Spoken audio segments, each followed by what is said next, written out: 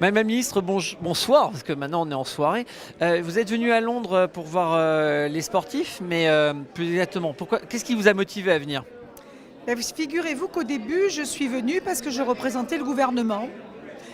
Et puis après, je suis restée parce que je me suis éclatée. Parce que j'ai vu des sportifs de haut niveau, parce que j'ai vu des compétitions extraordinaires. Et maintenant, je suis une des premières supportrices de cette équipe de France qui porte haut les couleurs du maillot bleu. Ça me plaît beaucoup. Donc, si je comprends bien, au départ vous étiez obligé de venir, en fait, vous n'avez pas plus envie que ça. Et puis à la fin, finalement, vous restez parce que vous aimez, quoi. Oui, j'aime, j'ai eu un regard différent. Je suis venue, j'ai pas vu des personnes en situation de handicap, j'ai vu des sportifs de haut niveau et je sais que le sport et le handicap, c'est tout à fait compatible. Que le sport est le sport de haut niveau et le handicap, c'est aussi compatible. Et donc je vois des sportifs qui ont la niaque, qui ont envie de gagner. J'ai envie qu'ils servent d'exemple à tous ces milliers d'enfants qui en France sont en situation de handicap et qui veulent, qui peuvent pratiquer du sport. Si on pouvait faire quelque chose ensemble, ça me plairait. J'ai envie qu'il y ait un après Londres, voilà, que ça ne s'arrête pas comme ça. Bah, là, justement, vous abordez les deux sujets que j'ai abordés avec notre président lors de notre interview cette semaine, qui était la première, qu'est-ce qu'on fait après les Jeux? Parce que finalement, les médias se sont concentrés sur les Jeux, ça c'était ma première question. Alors, il y a répondu, bien sûr, mais la deuxième question aussi, et là, ça va être plus à vous de m'y répondre, c'était sur la scolarisation des personnes handicapées, parce que, en fait, ça va demander du temps, ça va demander de l'argent, et ça, on n'en a pas beaucoup en ce moment. Oui, mais il n'y a pas que de l'argent. Il y a aussi de la volonté politique. Dans le cadre de la réforme de l'école qu'est en train d'entreprendre Vincent Payon, moi je suis très présente sur cette affaire. On a créé des assistants de vie scolaire. Il faut en faire un vrai métier qui soit qualifié, avec une évolution de carrière, avec un vrai contrat de travail. Et il faut aussi développer des ULIS, des CLIS, il faut former les enseignants dès la formation initiale au handicap, qu'ils n'aient pas ce regard bizarre, qu'ils aient un regard différent. Il faut les former tout au long de la vie, et pas que les enseignants, l'ensemble des personnels de l'éducation nationale. On est en train de travailler aussi avec Vincent Payon sur les passages d'un rythme à l'autre. Vous savez, c'est terrible pour un gosse quand on passe de l'école au collège, du collège au lycée. C'est encore plus dur pour une personne en situation de handicap. On est en train de travailler aussi sur l'accès aux études supérieures. Une personne en situation de handicap, c'est capable d'exploits sportifs énormes, c'est capable aussi d'exploits intellectuels. Or aujourd'hui, 80% des gosses dans ce pays ont le niveau du BEP CAP. Est-ce que c'est pas normal? Parce que des personnes sur handicap intelligentes, performantes, il y en a des kilos. 11 000 gosses, ou pardon, adultes qui sont dans l'enseignement supérieur. C'est pas beaucoup, franchement, par rapport au potentiel que nous avons. Donc, dans le cadre de la réforme de l'école que fait Vincent Payon en ce moment, nous, on est présents. Je dis nous, les personnes en situation de handicap, on est présents. Et je veux aussi être présent pour le sport.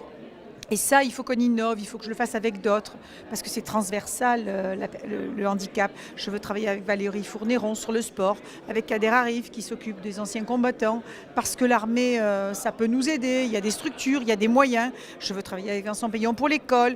Donc, il faut vraiment que j'utilise ce qui se passe ici à Londres en ce moment pour donner l'envie, pour donner l'envie de se battre à des centaines d'enfants. Et ça, il faut innover, il faut innover. Je n'ai pas encore de propositions, mais j'ai quelques idées.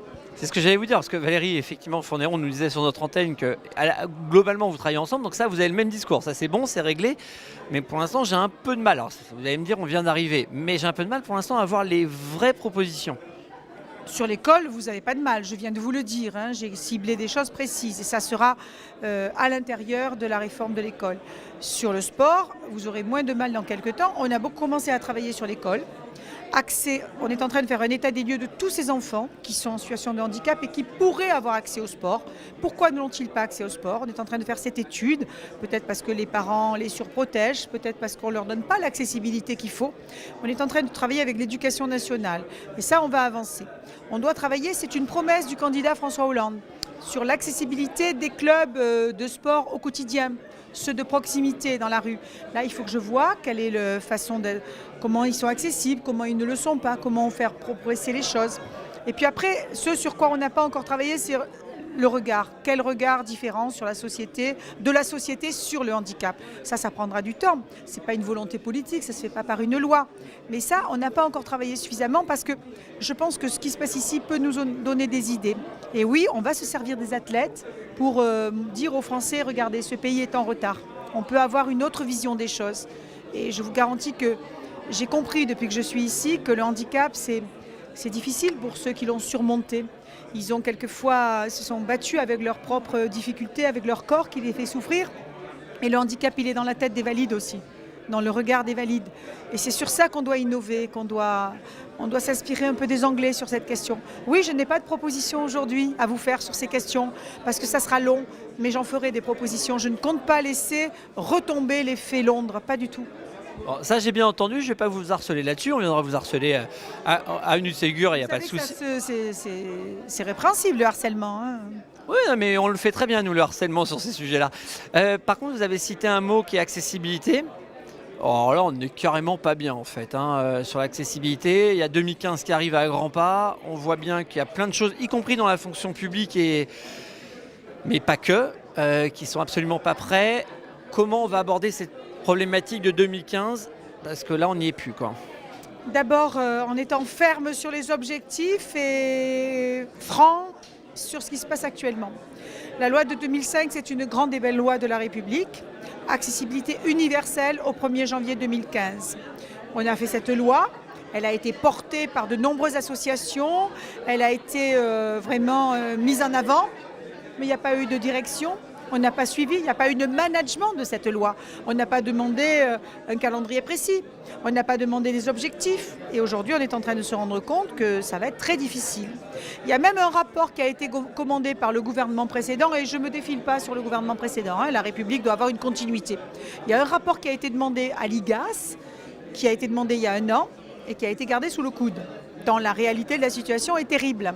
Moi, je vais le rendre public la semaine prochaine. Je veux que les gens sachent où sont les retards? Qui a fait les retards? Que ce soit l'entreprise privée, l'entreprise publique, parce que la fonction publique doit donner l'exemple, que ce soit en matière de transport, je ne sais pas. L'IGAS va publier ses résultats. Il fait des prérogatives aussi, cette institution. Il fait des propositions pour arriver à obtenir les objectifs. Donc je vais faire en sorte que, la vérité, toute la vérité sur la situation, tout le monde sait que c'est difficile, mais je vais faire un état des lieux clair. Il n'est pas fait par moi. Il a été fait par les services et par le gouvernement précédent. Mais en même temps, je ne vais pas me résigner.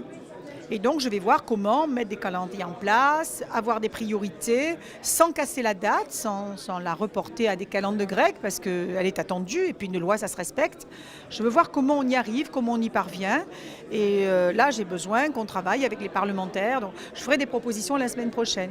Je ne baisserai pas les bras sur l'accessibilité, mais je mesure les difficultés. Beaucoup d'argent, beaucoup de moyens, mais on ne doit pas se cacher derrière ça pour ne pas faire. Marie-Arlette, je vais vous poser une question un peu plus personnelle. Vous n'avez pas l'impression d'avoir hérité d'un ministère difficile, et pour ne pas dire autre chose, en fait, vous allez forcément vous faire à un moment donné allumer, parce que soit ça ira pas assez vite, même si vous faites des choses, soit on vous expliquera que les objectifs ils sont jamais réalisés, parce qu'en plus les associations entre elles, elles sont pas forcément faciles. C'est vous qui n'avez pas la situation facile sur ce coup-là. Ouais, mais je me ferai allumer, oui. Ça, je sais que je me ferai allumer, mais peut-être qu'ils auront raison de m'allumer. Enfin, en tout cas, je prendrai pour mes prédécesseurs qui n'ont pas fait leur job. C'est pas grave, je veux avancer. Je veux que la société change de regard. Je veux que la société française soit une société de la différence, où on accepte tout le monde. La société de la tolérance. Et la tolérance, c'est aussi accepter qu'il faut aménager les services publics, il faut aménager la vie, il faut aménager les trottoirs. Il faut aussi aménager, parce qu'il n'y a pas que l'accessibilité sur le bâti. Il y a l'accès à la culture, il y a l'accès aux livres pour ceux qui n'y voient pas, il y a l'accès au téléphone pour ceux qui n'entendent pas. Vous savez ce que c'est aujourd'hui que de ne pas avoir de portable et de ne pas pouvoir utiliser un portable? C'est être coupé de la vie, coupé du monde. Or, ce sont des citoyens égaux devant la loi, égaux en droit et en devoir, mais aussi en droit. Donc je me ferai allumer, peu importe. En tout cas, je suis déterminée à avancer. Au rythme que je pourrai, avec les moyens que je pourrai, mais avec une volonté, croyez-moi, d'en faire. Et je suis venue me ressourcer ici, aux Jeux paralympiques. Je suis venue m'inspirer des sportifs de haut niveau. Vous avez raison. Donc on vient vous voir rapidement à Avenue Ségur pour que vous nous disiez justement les propositions. Hein, on ne va pas vous oublier comme ça.